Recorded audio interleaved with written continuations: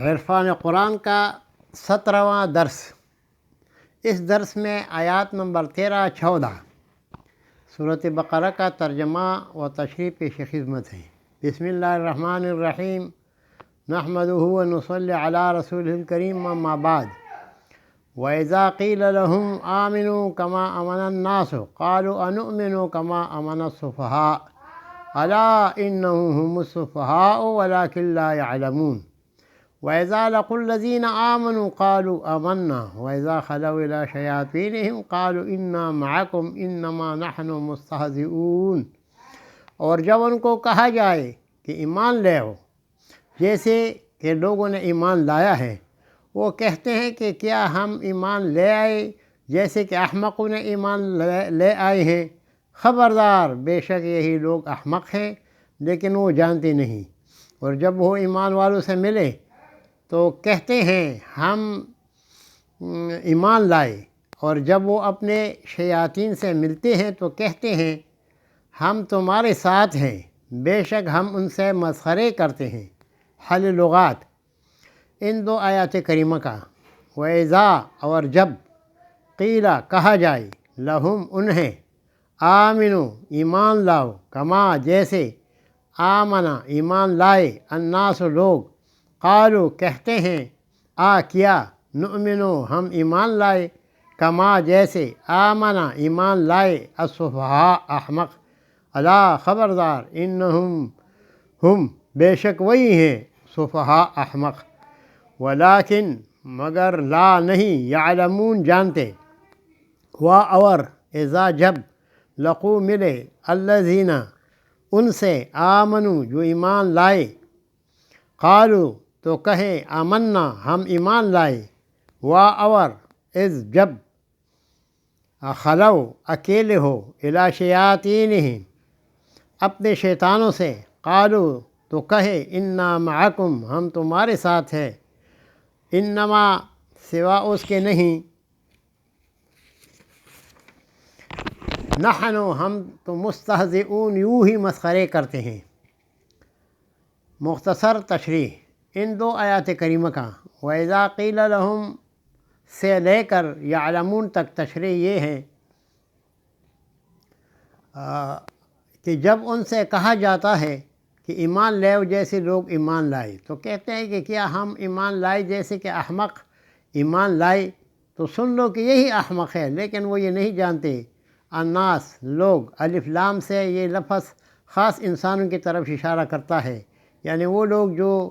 دل سے ایمان لائے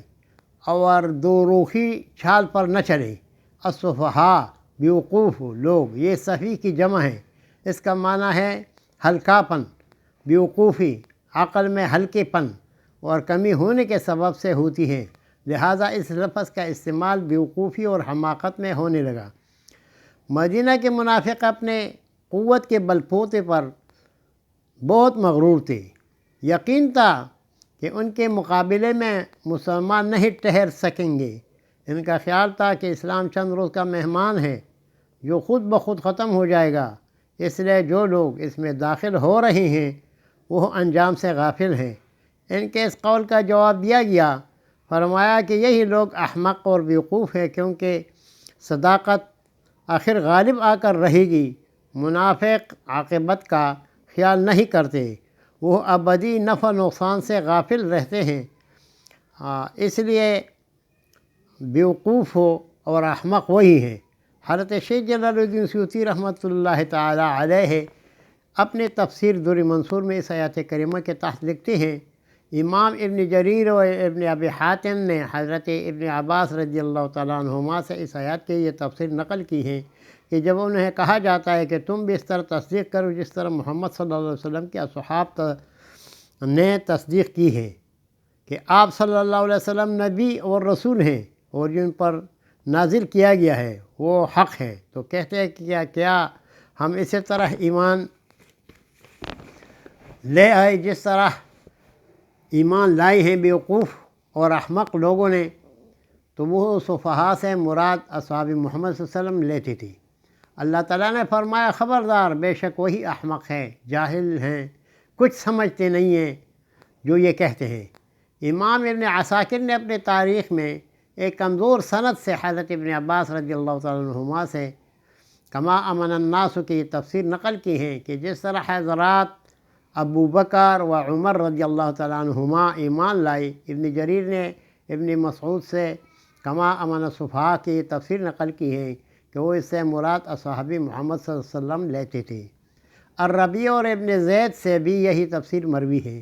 وَإِذَا لَقُوا الَّذِينَ آمَنُوا سے إِنَّمَا نَحْنُ مُسْتَهْزِئُونَ تک وضاحت یہ ہے کہ جب وہ کعب بن اشرف، ابو بردہ اسلمی اور ابن سواد اور شامی، عبد الدار جہمی اور عوف ابن عامر وغیرہ منافقین ملے،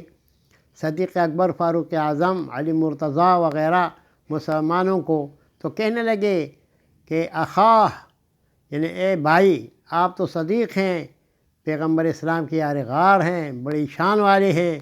کیا کہنا ہے عمر کا، فاروق ہیں، کفر اور کفار سے بیزار ہیں، اللہ اللہ علی شیر خدا ہے، حیدر کرار ہیں، اور علی مرتضیٰ کہنے پر کہ تم بھی واقعی مسلمان ہو جاؤ، بولے ہم تو سچائی کے ساتھ ایمان لا چکے، ہمارے اور آپ کے ایمان میں کوئی فرق نہیں۔ اور جب وہی منافقین اکیلے ہوئے اور تنہائی میں اپنے شیطانوں سے ملتے تو کہتے ہمارے ان باتوں سے تم اثر نہ لو، تم خوب جانتے ہو کہ ہم تمہارے ساتھ ہیں، تم کو ہماری مذاق کی عادت معلوم ہے، مسلمانوں میں جو باتیں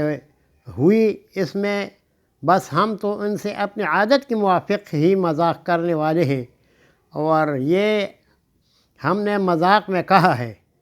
وہ سمجھتے ہیں کہ ہنسی مذاق کر کے مسلمانوں کو ذلیل کر رہے ہیں۔ تفسیر در منصور میں نقل ہے کہ امام واحدی اور ثعلبی نے حضرت ابن عباس رضی اللہ تعالی عنہما سے نقل کیا ہے کہ یہ آیات عبداللہ بن ابی اور اس کے ساتھیوں کے متعلق نازل ہوئی۔ واقعہ اس طرح ہے کہ وہ ایک دن نکلے تو ان کی ملاقات نبی اکرم صلی اللہ علیہ وسلم کی چند صحابہ سے ہوئی۔ عبداللہ بن ابی کہنے لگا، دیکھو ان بیوقوفوں کو تم سے کس طرح دور کرتا ہوں۔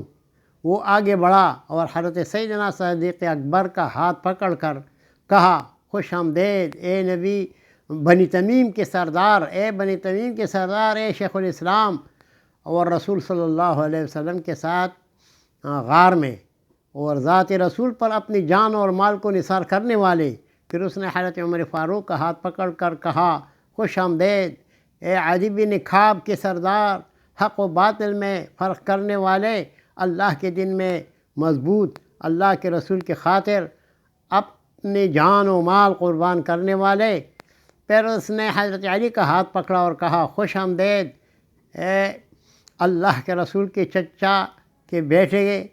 اے اللہ کے رسول کے داماد، اے اللہ کے رسول کے علاوہ بنی ہاشم کے سردار۔ پھر جب صحابہ کرام سے جدا ہوئے تو عبداللہ بن ابی کہنے لگا، تم نے دیکھا میں نے کیا کہا، جب تم بھی انہیں دیکھو تو ایسا کیا کرو جیسا کہ میں نے کیا ہے، اور ان کی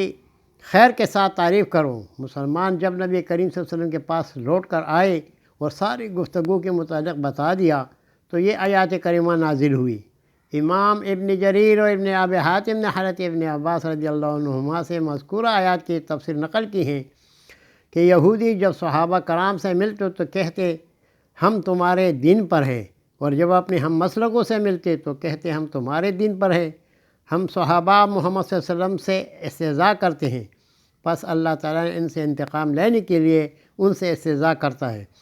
یعنی ان کو اس استہزاء کا عذاب اور جزا اور سزا جو ہے نا یہ دیتا ہے تاکہ اپنے کفر میں بھٹکتے رہے۔ اللہ تعالیٰ نے ان کو ان کے اس منافقانہ رویہ سے مسلمانوں کو آگاہ کیا۔